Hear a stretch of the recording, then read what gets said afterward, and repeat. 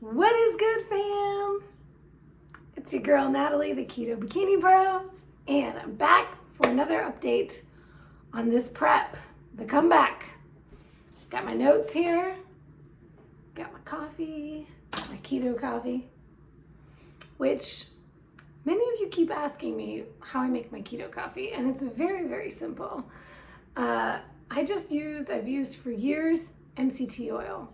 So that's it. I put like a teaspoon, 5 grams or less in here in my coffee. I like a flavored coffee. Consider that a pro tip. It's a good way to enjoy my coffee without adding any sweeteners.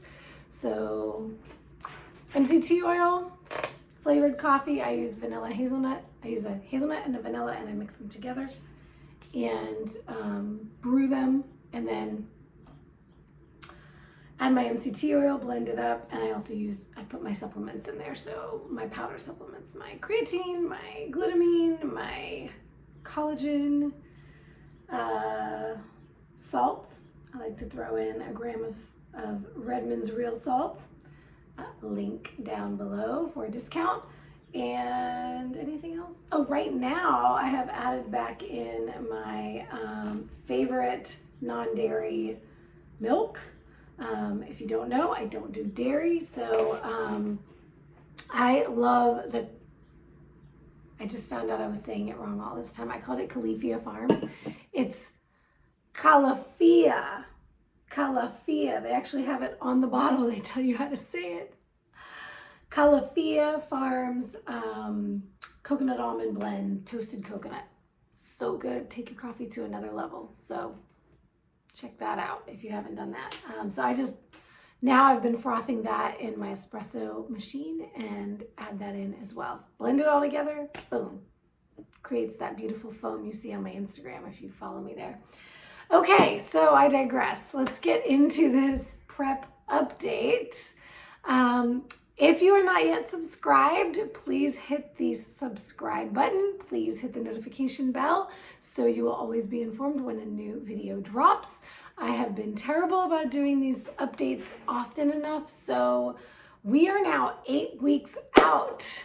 I did my last one, I think 10 weeks out. So 8 weeks out, ish gets really real right about now. This is where everything starts really happening. You start to see all the little changes and it's really exciting. So here we go, 8 weeks out. I will let you know all the good deets. So first and foremost, I got a dose of my own medicine. I got a couple doses of my own medicine from my coach over the last week, 2 weeks. So things that I preach that I was not practicing myself. Number one was I skipped my rest day. Rookie mistake. So I get questions all the time about how often am I training? How much am I training? How much cardio am I doing? I will talk a little bit about my training in a bit. If you watched my last video, my training has not changed. So, but I'll talk about it a little bit later. But I do not overtrain. I'm very, very cautious about overtraining. I'm very cautious about the way my body's feeling. I try not to overdo it. For years, I have been a stickler about this. I take my rest days. If my body needs a break, I take a rest day. I'm not waiting to take my rest day on a specific day of the week. I listen to my body. I give it what it needs. I kind of didn't realize that for a couple of weeks I didn't take a rest day because we were traveling. So on my last update, you saw that we had just gotten back from the cruise. So I was doing a lot of activity on the cruise, just walking a lot more. I was still training. We had a full day schedule some of those days. And so I was trying to fit in my training. And then of course we also had our travel days, to and from the ship, to and from the airport home, all of that. So with all of that going on, I was splitting up some of my training days, particularly if I had a day where I was doing, like I have explained this last video, but I have 3 days a week where I'm doing legs and another body part. So I would if I could get that other body part done, I would like wait, I would do my legs on a different day. So I was kind of reducing the overall volume of my training, but it turned out to where I was training every day because I would split up my workouts and be able to do smaller, shorter workouts on other days. And I have to report to my coach linearly, like, okay, every single day what I'm doing, and he gets to see it on a weekly template. So he saw it and he's like, yeah, no, you need a full rest day. I need you to take a full rest day. And when he pointed that, I was like, okay, you know what? Cool. I moved some things around and I made a rest day happen. I didn't wait. Whereas like I might have thought, well, I still have to do these other days, and let me just wait and I'll do my rest day on Sunday, which is kind of like what I call International Rest Day. Tends to be a very popular day to do rest day. Very popular for me to take rest days on Sundays. So I didn't wait. I took it on like a Monday or a Tuesday that week, whatever week that was. At the same time, he was giving me a dose of my own medicine, telling me I needed a refeed. And he had told me the previous week, okay, we're going to do a refeed on Sunday. Now, I didn't clarify what he wanted for me to do for my refeed. So Sunday came, I didn't feel like I needed a refeed. I had been kind of like really hitting my macros, very close, going over maybe by a few grams of protein and fat. So I was feeling good. I didn't feel like I needed a refeed. So I told him that in my Sunday update, like, I'm feeling good. I don't feel like I need a refeed, but I know you mentioned a refeed. You know, tell me a little bit more about what you want for the refeed, and maybe we can do that next week. And he was like, okay, this is specifically what I want you to do for your refeed. Increase fat. Add 20 grams of fat. It was very simple. Add 20 grams of fat, and I want you to do it now. So let's do a refeed today. This was on Monday, and I hadn't taken my rest day yet, and he had just told me I needed to take a rest day. And so I was like, and ladies who obsess over this stuff, tell me if you can resonate with this. Mind is going, I don't think my body needs a refeed yet. And I haven't taken my rest day yet. Am I really gonna add 20 grams of fat and then take a rest day? Like everything in you is like, I'm gonna add all that fat and then I'm not gonna train? Oh my God, what if my body puts on body fat? Or, you know, any of those thoughts that come in, right? Hand raise, let me know below if you've ever felt that way. I can't tell you how many women I know feel that way on a regular basis. Afraid of fat, afraid to not train, right?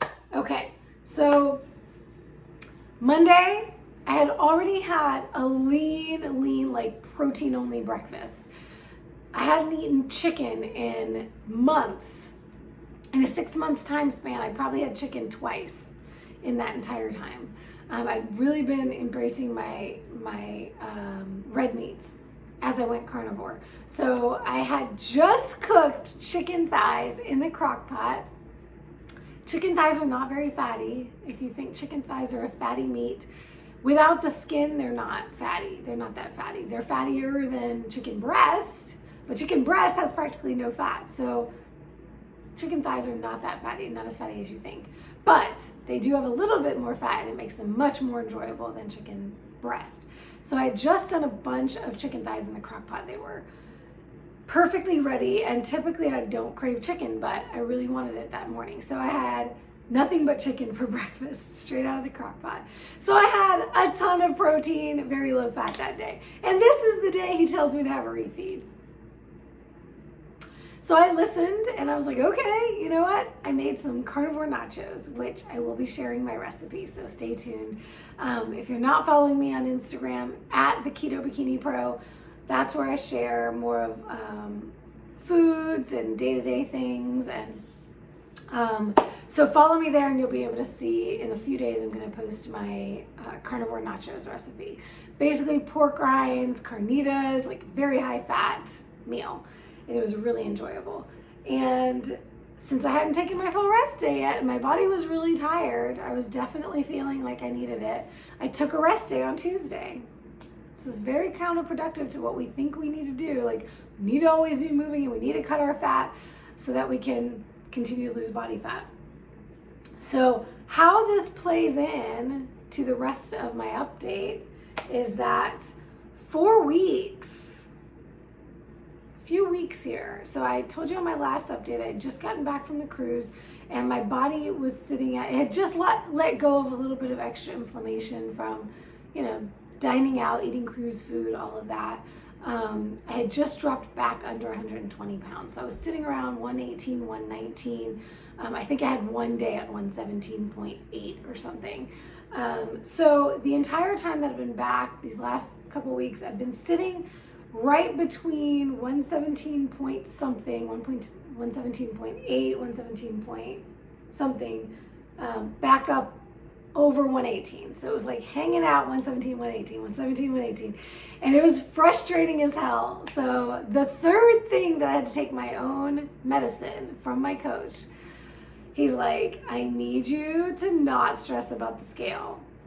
He's like, what I'm seeing in your pictures week to week, I'm love the changes your body is making. I need you to focus on what your body's looking like, what you feel like, how your clothes are fitting. Look at how much leaner you look, here, here, here. And I had been seeing all that, and I preach this to my clients all the time. I had to really practice what I preach. Stop getting frustrated every time you see the scale go back up, because it was like constantly up and down every day. And I know that the scale doesn't tell even, you know, a fraction of the story. So we really do have to look at, especially in physique sport, but for anyone looking to change your body composition, it's about body composition. Are you seeing the definition? I mean, you can probably see here, like I'm looking super lean, I'm feeling lean, like I haven't even gone to the gym today, I have no pump. It's just, it feels, I'm starting to see all this definition in the traps and the shoulders and the arms, even the lines in my abs, in my legs. You'll see it when I, probably at the beginning of this video and the end of this video, I'll do some physique updates so you can see what it's looking like. So yes, getting very, very happy about all that. So I need to let go of whatever the scale is doing. But what I will say about this prep that has been so different from my other preps, I have more muscle on my body now than I ever have. My last official prep was 2 years ago. So I haven't been this lean in a couple of years. So I haven't seen the 2 to 3 years of muscle building I've had revealed with the fat loss, because I have been sitting at maintenance or surplus or really a little extra body fat for a good year, year and a half, 2 years since my last prep. So now that I'm taking body fat off again, the scale is not moving as quickly as it ever has in a prep before. In my past preps, I could consistently expect to see a pound of weight loss on the scale every single week, and that would correspond with the body fat loss, and I would see it and feel it in my body. This time I'm seeing it and feeling it in my body without seeing the scale going down. I mean, this time the scale movement has been more choppy all over the place, and then when I do see that, when I crunch the numbers and I see the trends, we're talking 0.2 of a pound coming off, you know, trending downwards rather than, you know, an entire pound. So for those of you who freak out about the scale, or especially those of you who are seeing like 2 pounds of fat loss a week and you're getting frustrated, you don't think it's fast enough, you're not seeing it realistically. For somebody as lean as me, and this is what I always say, my rule of thumb is 1% body weight on the scale is a healthy rate of loss. But when you're trying to recomp, you're trying to maintain, if not grow muscle while you're doing that, it may not even be that quick. It may look smaller than that. So for somebody like me, 1%, I mean, I'm sitting at, I crunched the numbers, my average body weight over the last week, 117.8. So now we are, the trend, the average is officially under that 118 number. So that feels really good. But literally, you know, didn't change more than half a pound in the last week as a trend. So very, very small. I would say 0.5% for, you know, my current body weight, because a percentage would be 1.1, 1.2 pounds. So yeah, we are at about 0.5% that I'm losing in body fat a week. My muscle mass is maintaining, so I'm sitting at 53.2 pounds of skeletal muscle mass on my body. That is corresponding with a 19.4% body fat percentage, which is really nice. That's now sitting right under 20% body fat. I was hanging out right at 20% body fat, 21%, I told you in my last update. So that is now moving in the right direction. Happy to see all that. So scale weight finally trending downward a little, very, very tiny amount. Body fat percentage trending downward, very tiny, small increment change. Muscle mass is maintaining. That's what we want, maintain or grow. So all beautiful things, beautiful, beautiful things. I say all that because going back to those 3 things that I had to take my own medicine about, taking a full rest day, meaning no active rest, not hiking, not yoga, because I have had that going on as well. We did a hike, me and Brunson in the woods, trails a week or 2 ago, did yoga last weekend. So in addition to doing those things, I need a full rest day. So I've been doing that consistently the last couple weeks. Refeeds, had my first refeed this entire prep. I get a lot of questions about refeeds. I've done it different ways with different coaches and with myself. So I will do a separate video all about, specifically about refeeds, because I get so many questions about that. But I had to take that first refeed, and the rest day combined with the refeed created the changes we're talking about. The recovery my body needed to let go of the stored body fat and to let go of inflammation and to let the scale move and to see the body composition changes on the scale, which is my 3rd thing I needed to take my own medicine about. Let go of what the scale is doing. Do what you're supposed to do, nutritionally, training, rest and recovery, and the things will happen. They will happen. So along with that, I want to add that I too get in my head about these things. I have certain numbers on the scale that have felt really good for me in past preps, in past years, with past physique.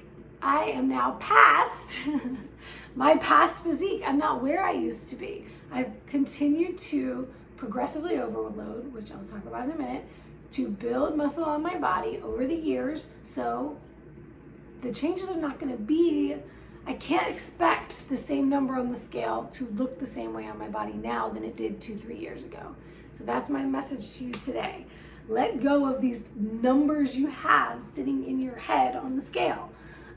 For me, it was 116. I kept saying, I really want to get down to 116. I want to get down to 116. And I'll tell you what, when you get to those places where you've been doing the things and you're frustrated because you're not seeing what you want to see on the scale or in the mirror or in your pictures, the most important thing for you to do in that moment is to not quit. To not stop doing all the things that you know you need to do to see the results because it's not working. Tell me how logical this sounds. It's not working, so I'm going to abandon it and go eat a bunch more calories, go eat a bunch of cheat meals, go, why would you? There's no logic in that to say I'm doing all the things that are supposed to be working and they're not working. So now I'm gonna go do all the things that got me fat in the first place. Is that gonna work better than sticking to your plan? Absolutely not. Absolutely not. Ask yourself in those moments, because that's an emotional thought, that's not a logical thought. Ask yourself in those moments, well, is this other thing I want to go do going to help me move forward? Or is it actually going to make me take 2 steps back? Because 9 times out of 10, 10 times out of 10, cheating on your diet or, binging or whatever it is that you feel like doing in this moment because you're having an emotional experience is going to take you backwards instead of forwards, where all you probably needed to do was have one more day, 2 more days, one more entire week of following the plan, and it would have happened. Why am I saying this? Because today, for the first time this entire year, my first prep, which if you watch my original videos, I was on a prep and then I quit and then I started over again and I started prep again with a new coach a few weeks ago. So my previous prep and this prep, which has been essentially almost this entire year, I have never been where I got today on the scale. Brand new low, 116.8 pounds. New low body fat percentage. Actually, no, I got to one, it was a 18.4 earlier in the week, but it showed 19.5 today, which is another point. New low on the scale that mentally feels really good to see, the 116.8. It was like finally seeing that number I wanted to see. But guess what? That doesn't mean I'm at 116.8. The average from the last week, 117.8. So new low, yay, exciting, but we never look at one point of time and say that's where I am. We have to look at the average. Where I am realistically is 117.8. So if the scale goes back up to 117.4 or 118 or whatever tomorrow, it's important I don't freak out thinking I was at 116. And you know what we do? I was never at 116. I was at 116.8, which is only 0.2 away from 117. So we need to stop playing these mind games with the numbers on the scales, ladies. We look at it as a metric, we take our averages, we continue to watch the trend, and that's what we need to focus on, along with all the other metrics, measurements, photos, body composition, all of that. So, okay. Those are the big 3 this week. Rest days, refeeds, get off the scale, focus. Quick update on my training. I said my training has not changed. I have the exact same training that I had this entire time. So another little pro tip for you, stop changing your training all the time. Stop thinking you need to trick your body and do all these different kinds of training modalities and different exercises all the time. Since I've been with my new coach, my training has been exactly the same. I'm still in what he calls chambers. I'm still in chamber 1. So the actual training itself, the exercises I'm doing have not changed. What has changed every single week since I started working with him is we are doing progressive overload. This is what you do to build your muscle, period. These things are a lot more simple than you think they are.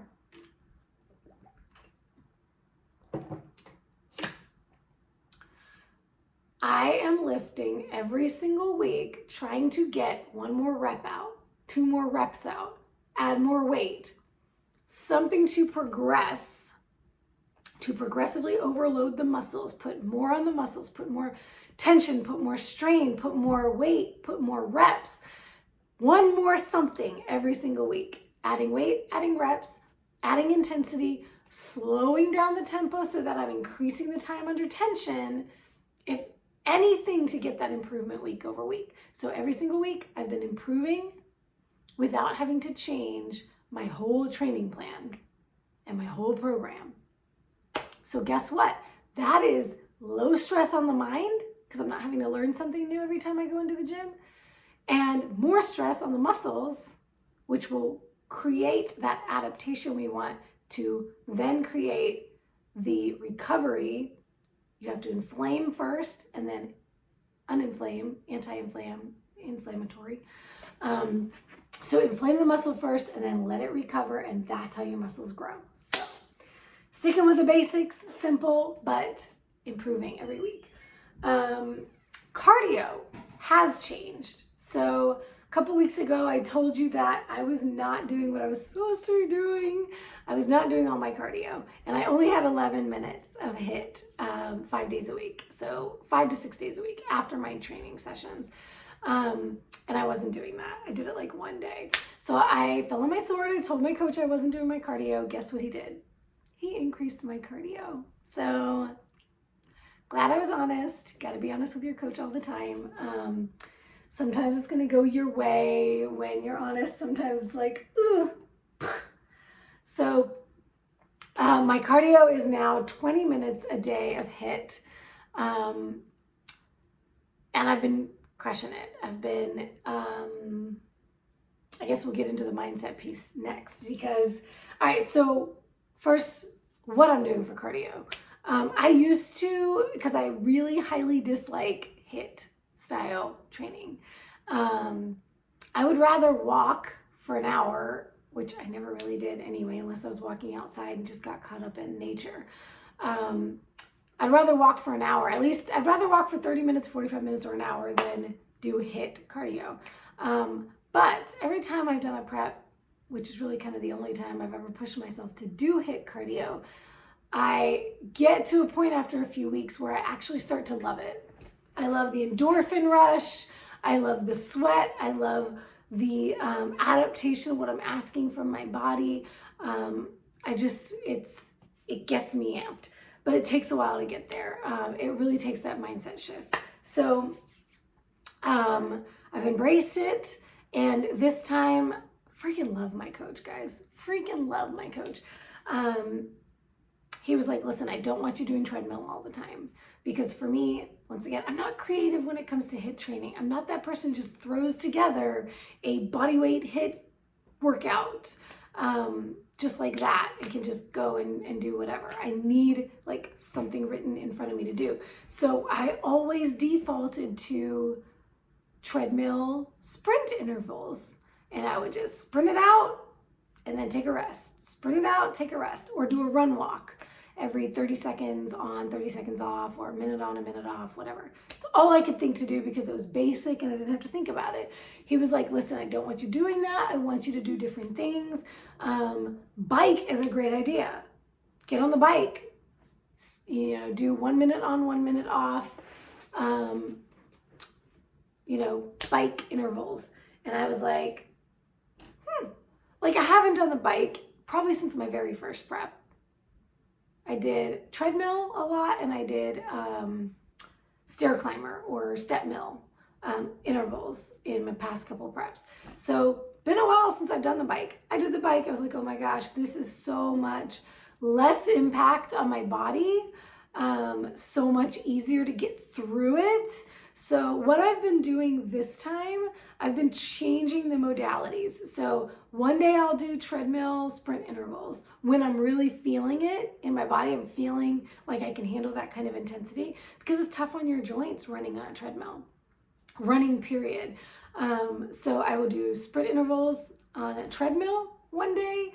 I'll do bike 2 or 3 days a week intervals, and then I'll do a body weight HIIT style training, like a Tabata style one night. Still had to get my cardio done. It was really late.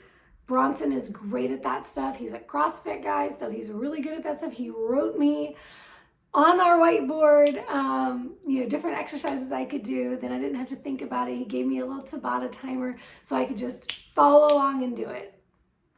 Thank God for my support system. That's all I have to say. So I will do something like that once a week as well. So I'm not always doing something I hate. Guys, don't do something you hate, but do push yourself to get out of your comfort zone and try new things. You may not hate it as much as you think you do. So I'm kind of in a love-hate relationship with my cardio right now. I don't look forward to it, but I do enjoy doing different things, and my body can handle it a little bit better. So I'm not like totally dreading it, although some days I really have to push myself to do it. So getting into that side of things, and I should have warned you at the beginning that this was going to be a long video because I have a lot to talk about this week, but mindset wise, the switch has flipped, guys. The switch has flipped, or it is flipping. The thing I love the most about prep and what that does for me mentally is the mindset shift. So remember that coming into this year's prep, I am coming off of a full year of recovery from disordered eating. And in recovery mode, I was very much in grace. Give yourself grace, all the grace. Eat all the things. You know, I had 6 months or so before I got back on keto and clean eating with my doctor because I was having all kinds of health issues we needed to fix. But the first 6 months of my recovery, I focused on allowance, allowing myself to eat whatever I wanted to eat. That included a lot of garbage foods. And a lot of recovery programs encourage that. And I'm in a place now where I have to say, after all is said and done, I just think that's a terrible, terrible idea. I get the concept of restrictive eating and deprivation and all of that. I really need to do a whole separate video on this because eating a certain way, eating garbage foods, junk foods, unhealthy foods is terrible for your mental health. It's terrible for your physical health. And compounding all of those things on top of an eating disorder is not, it is not, in my opinion, the way to recovery. So I will talk a lot more on that because I'm very passionate about that topic. But I say all that because I allowed myself to get into a place of using grace as an excuse to become very sedentary, to become very lazy and unmotivated, to get into this place of what I valued in life was zoning out in front of the TV, eating dessert after dessert after dessert. And even when I got back into my healthy lifestyle and clean eating and all of that, I was making protein desserts every single night and sitting in front of the TV and eating multiple healthy desserts, one after the other, feeling very full and uncomfortable in my body, and then just zoning out, numbing out the rest of the night, staying up way too late, losing sleep, not being able to sleep well because I filled my body with so much food that it couldn't digest at night. And that is not a healthy, vibrant existence. So I'm in a place now where I'm realizing that became too much of my lifestyle, and that's not the way I want to live my life. It's not the person I want to be. I want to feel good in my body. I want to feel like I can enjoy, love my meals, which I'm doing on carnivore. I love my meals, and be able to outrun a tiger afterwards if I had to. I don't want to feel like I need to sit down and go into a coma after my meals. That is not living, guys. That is not life. That is not having a full life. So this switch that is flipped, and it took prep to do it, but my goal with this prep is not about getting to some insane level of body fat for a show. It's not about, oh my God, I want to get to this insane body for a show. I do want to improve. I want to get better than my last stage performance. I want to get better than my best stage performance, which was 2 shows ago. But it's more about reinstating the things in my life that had become staples when I first embraced a healthy lifestyle. When I first went paleo, before I even went keto, it was about recognizing that I could feel good in my body all the time, that I don't have to have all these ailments that I struggled with before I changed my diet.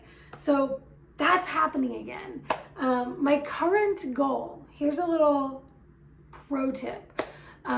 What I have changed in the last week, I noticed that when I ate my last meal at night and I felt full, I was feeling full, I was feeling a little bit bloated, especially if I used protein powder.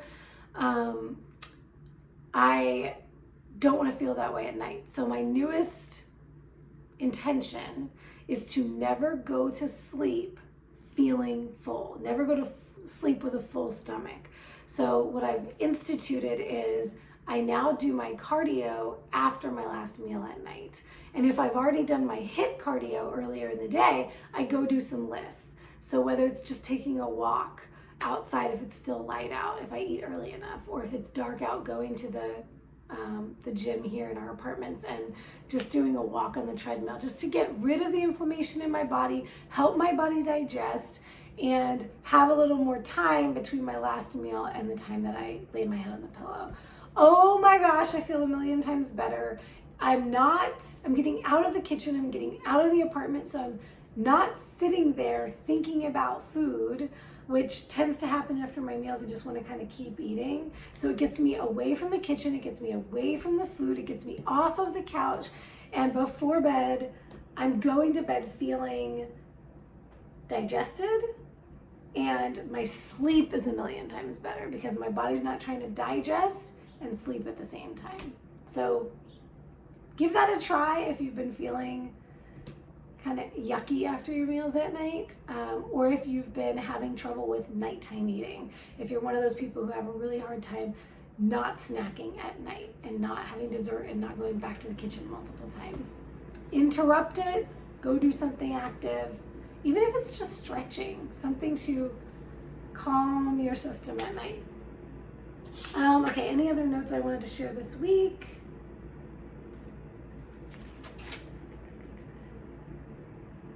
Yeah, that's about it. I'm not really feeling like I'm doing anything extreme right now, which is so great because I feel really good in my body, feeling good about the progress that we're making, but I'm not under eating.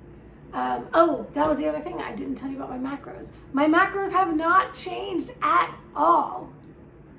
Started with my coach. He changed my macros like 1 or 2 weeks in, and I think it was right after I got back from the cruise. Yeah, or maybe even before I went. And they haven't changed since. So all of these changes we've been seeing have just been from being consistent with my training, being consistent with my macros, and adding only 9 more minutes of cardio. So things don't have to be extreme to get your results, guys. That's it for today. I've rambled on long enough. Going into this 8 weeks out, feeling amazing. Really excited about the rest of this process, and I can't wait to share more with you. So I'll see you next time. Subscribe, comment, let me know what you want to see more of. If anything you have questions about, and I'll talk more about it next week's video. Catch you next time.